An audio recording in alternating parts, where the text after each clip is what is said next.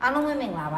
အခုကျွန်တော်ရှင်းပြပေးမယ့်ဗီဒီယိုလေးကတော့ Tefal Digital Rice Cooker ရဲ့ program တစ်ခုချင်းစီနဲ့သူ့ရဲ့ဆက်လေးထဲမှာဘာလေးတွေပါလဲဆိုတာလေးကိုရှင်းပြပေးမယ့်ဗီဒီယိုလေးဖြစ်ပါတယ်ဒီကောင်လေးမှာဆိုရင်ဘာထူးထူးခြားခြားပါလဲဆိုလို့ချင်းကျွန်တော်တို့ AI Rice ပေါ့နော်ဒီကောင် Artificial Intelligence ဒီ AI function ပါသွားတယ် AI function ကဘလို့အလုပ်လုပ်တာလဲဆိုရင်သူက automatically adjust control ပေါ့နော်ဒီ cooking time နေကျွန်တော်စံနေပါလေဆိုရင်ထည့်လိုက်လို့ရှိရင်ရေများသွားတာလားတို့ဘာလို့ပေါ့နော်အဲ့ဒါတွေကိုသူက adjust စံသားကမာလားစံသားကပျော့လားအဲ့ဒါတွေကိုသူက automatically adjust လုပ်ပြီးတော့သူကကျွန်တော်တို့တဲ့စံကိုလုတ်ပြီးမှာပေါ့နော်အဲ့အတွက်ကြောင့်မို့လို့သူကဒီကျွန်တော်တို့ဒီထမင်းနေချက်လိုက်တဲ့ထမင်းနေဆိုလို့ရှိရင်ပို့ပြီးတော့အရသာရှိတယ်မနက်တာတော့မနူးတာတော့လုံးဝမရှိဘူးပေါ့နော်အဲ့ဒီရဲ့နီးပညာလေးပါသွားပါတယ်အဲ့တော့သူ့ရဲ့ဒါပါကင်ဘူးကွန်လေးပေါ့နော်ပါကင်ဘူးကွန်လေးမှာလည်းသူဒီမှာအကုန်လုံ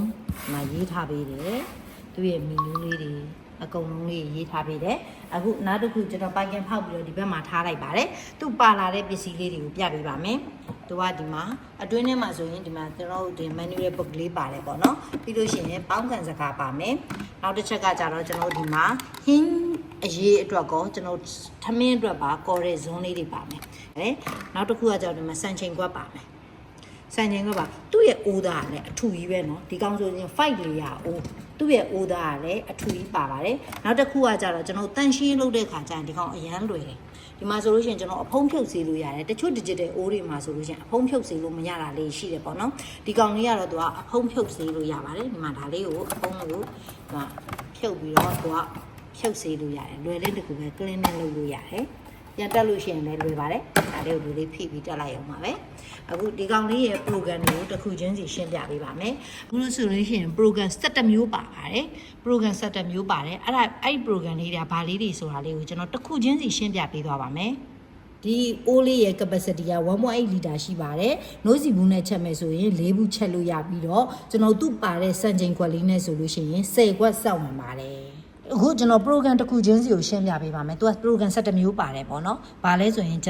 Jasmine Rice ကကျတော့ကျွန်တော်တို့ပေါ်ဆန်းမွေးလို့ပြီးရင်လေဓာတ်ပေါက်ဆန်တို့ဘာလို့ချက်တယ်ဆိုရင်ဒီ Jasmine Rice နဲ့ချက်ပေါ့နော်။ဒါ Rice ကကျွန်တော်တို့ normal စားနေတဲ့ဆန်ပေါ့။ဒါ brown white ကတော့စီးကြိုဆန်ပါ။ဒီ glutinous rice ကကျတော့ကောက်ညင်းပေါင်းလို့ရှမ်းဆန်လို့ဆိုရင်ဒီကောင်နဲ့ချက်ပါ။ဒီ clipboard rice ကမြေအိုးထမင်းတို့ဘာလို့ကျွန်တော်အောက်ခြေလေးမှာလေးကက်လေးနဲ့အဲ့လိုချက်တဲ့ထမင်းအမျိုးအစားတွေဆိုရင် clipboard rice နဲ့ချက်ပါဒါ soup ကွန်ကြီးကကြတော့ကျွန်တော်တို့ soup တွေလုပ်မယ်ကွန်ကြီးကဆန်ပြုတ်ဒီကဆန်ပြုတ်ပြုတ်တဲ့နေရာမှာဆိုဒါလေးနဲ့သုံးလို့ရပါတယ်ဒါ quick cook ကျွန်တော်တို့အမြန်ချက်မယ် steam ပေါင်းမယ်ကျွန်တော်ဒီပေါင်းကန်စကားနဲ့ကျွန်တော်တို့ပေါက်စီတို့ဘာလို့ပေါင်းမယ်ဆိုရင်ဒီ function လေးကိုတော့ရမှာပဲအောက်မှာရေထည့်ပြီးတော့အပေါ်မှာဒီမှာအသားတွေပါဟိုပေါ်တော့ပေါက်စီတို့ဘာလို့ထည့်ပြီးရင်ဒီထဲကိုသုံးရပါမယ်ဒါကကြတော့ကျွန်တော် cancel ခလုတ်လေးပါတခုခုကျွန်တော်တိုင်မှာပေးတာမှားသွားလို့ဘာလို့ cancel လုပ်ချင်ရင် cancel ပေါ့နော်ဒါကတော့ slow cook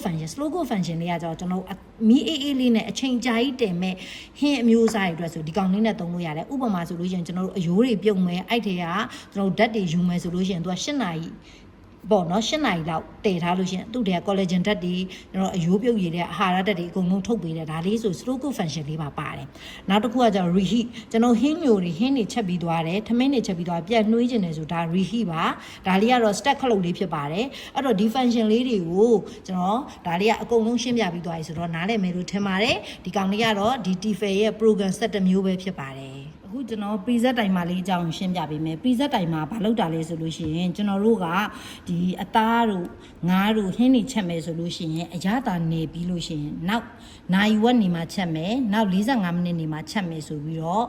ဟိုအသားတဲ့ကိုအရသာဝင်အောင်ထားတတ်ကြတယ်လေအဲ့ဒါကိုကျွန်တော်ဒီအိုးထဲမှာတစ်ခါတည်းနေပြီးတော့ preset timer ပေးထားလို့ရတယ်အဲ့တော့ကျွန်တော်အခုဆိုလို့ရှိရင် soup ကိုရွေးလိုက်မယ်အဲ့ soup ကသူက1နာရီ30အဲ့ဒီဟာကိုမှကျွန်တော်ကအချိန်တိုးကျင်တယ်တိုးလို့ရတယ်เนาะဒါလေးနဲ့အချိန်တိုးလို့ရတယ်ကျွန်တော်ကအခုတော့ preset timer ပေးမယ်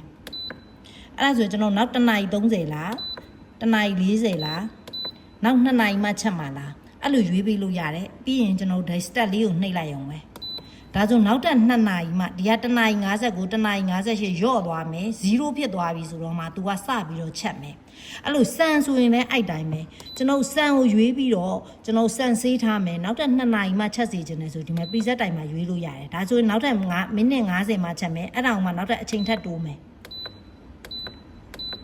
ဒါဆိုရင်နောက်တက်2နာရီမှချက်ခိုင်းမယ် တက်လေးနှိပ်ထားလိုက်ပေါ့နော်အဲ့ဒါဆိုနောက်ထပ်2နာရီမှချက်မယ်အဲ့လိုလေးကိုကျွန်တော်တို့ preset တိုင်မှာပေးလို့ရတယ်အချိန်တိုးတာကလည်းဒီမှာပဲဒီတိုင်မှာကျတော့ကျွန်တော်တို့ तू ပေးထားတဲ့အချိန်ပေါ့နော် तू ပေးထားတဲ့အချိန်ကိုတိုးတဲ့ဟာအခုဒီမှာဆိုရင် soup တို့ကွန်ကြီးတို့ဆို तू 1နာရီ30ဆိုတာအချိန်တစ်ခါတည်းပါပြီးသားအဲ့ဒါကိုကျွန်တော်တို့အချိန်ထပ်တိုးခြင်းဒီတိုင်မှာကိုနှိပ်ရမယ်နော်တိုင်မောင်နဲ့ရမယ်စုတို့ကွန်ကြီးတို့ဆိုသူက2နာရီထိတိုးလို့ရတယ်ဒါလေးပါပဲဒီအပေါ်ကခလုတ်2ခုအကြောင်းလေးပါဒီ Tefal Digital Rice Cooker လေးကိုကျွန်တော်တို့ Tefal မြန်မာမှာအာမခံ2နှစ်နဲ့တူဝယ်ယူရရှိနိုင်ပါတယ်နော်